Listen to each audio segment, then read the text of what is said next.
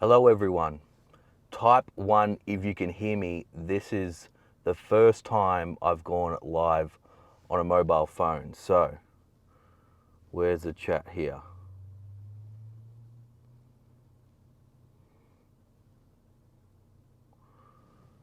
Okay, I can see the chat now. Type 1 if you can hear me.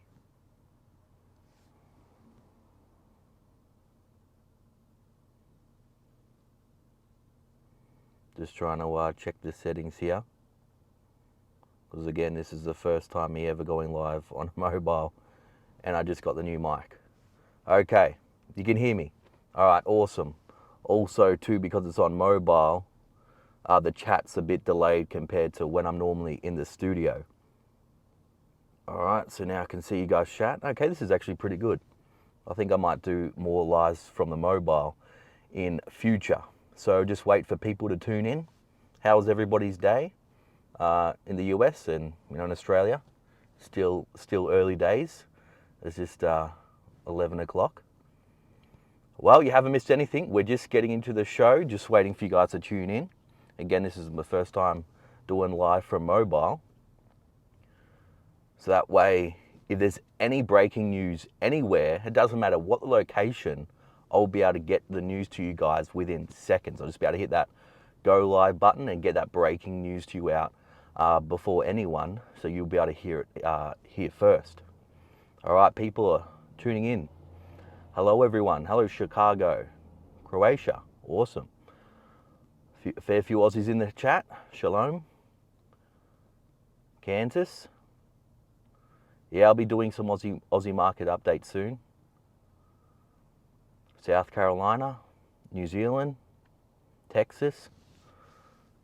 It's awesome to see you guys tuning in from everywhere.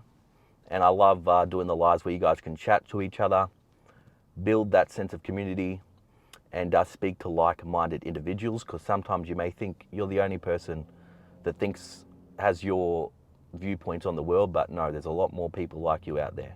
Singapore, awesome. Ohio, Kia ora from New Zealand, Western Australia, Brisbane, Brazil, France, that's right.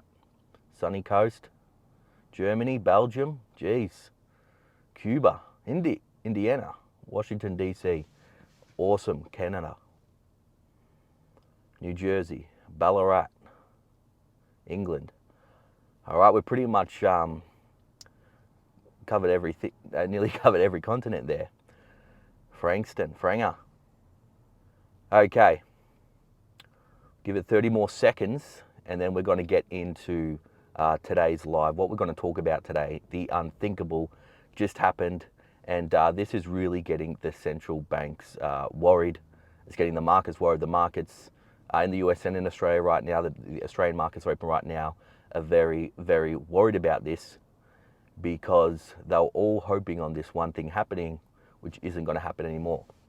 So, okay, I think we're about to hit we just hit 550 people in the live. So if you can just go ahead and tap the like button so we can spread the truth and spread the message on what's really happening in the markets, and we'll get in today's show. So, okay, what I want to talk about today is what happened in the markets and why the markets are so worried. We saw across the indices, the Dow, the NASDAQ, all down today.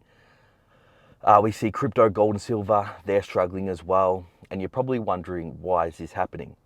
Well, I tried to warn you guys a couple of days ago. What did I talk about? What did I say in my video a couple of days ago? Can anyone guess in the chat the reason why the markets are down? Give us a comment in the chat.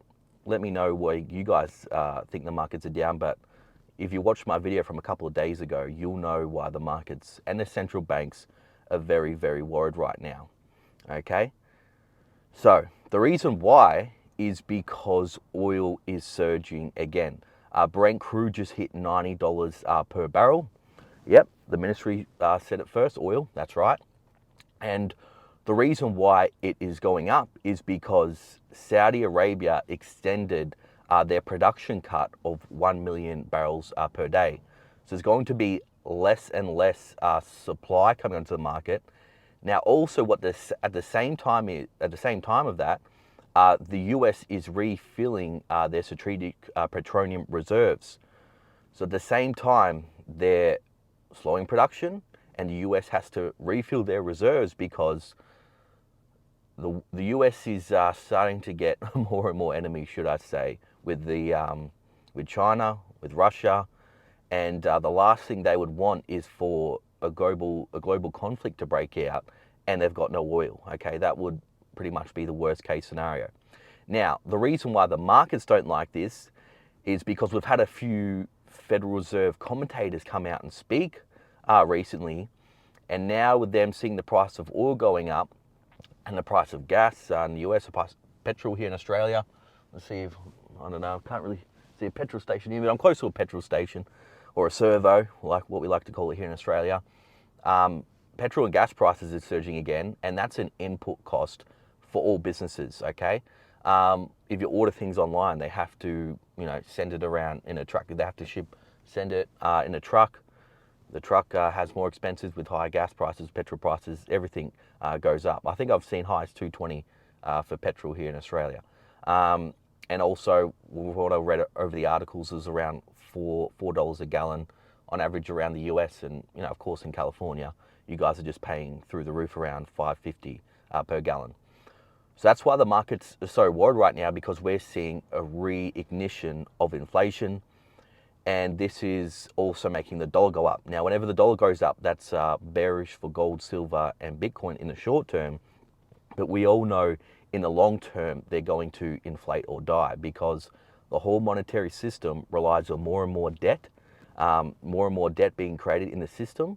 Otherwise, everything comes crashing down. But in the short term, the dollar is going up because all other fiat currencies are going down much faster, especially the Australian dollar. It's pretty much becoming the Pacific peso right now at around 63 cents. So that's why gold, silver, and Bitcoin has been going down as well. But what I also want to talk about, we're also seeing big problems in the credit markets. I saw an article, because I'm on my phone, I can't bring it up, that credit card delinquencies and auto loan delinquencies have just hit a 10-year high.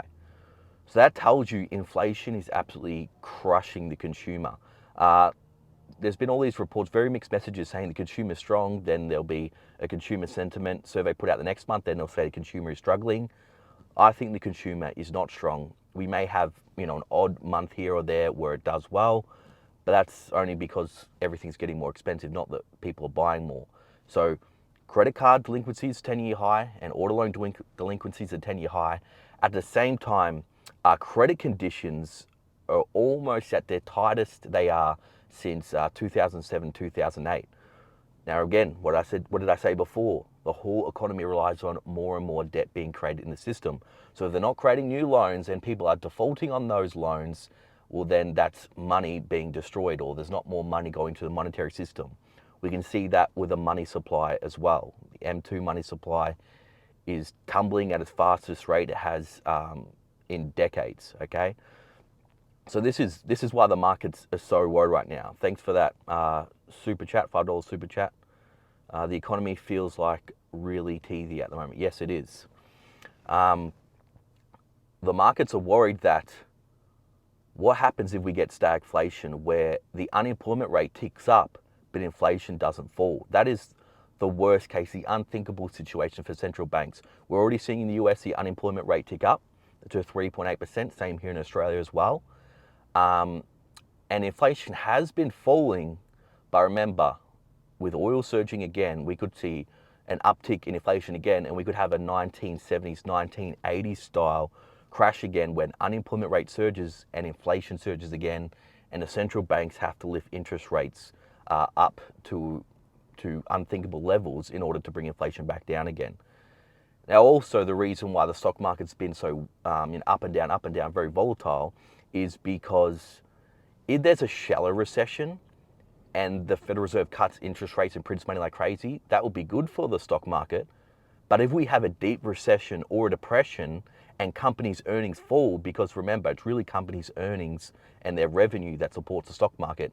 If we have a very steep recession, which I think we will, and companies' earnings fall, well, even if the central banks cuts interest rates, like I've shown with charts in the past, we still could see a stock market crash. But again, this is all very, very volatile. Things can change on an instant. It all depends on the data that comes out. Okay, so again, just to put it in very, very simple terms, the reason why the markets are very wide right now is because oil is surging, the dollar is surging, and there's fear that central banks may have to lift interest rates higher. So what do you guys think about all this? Let me know in the chat below.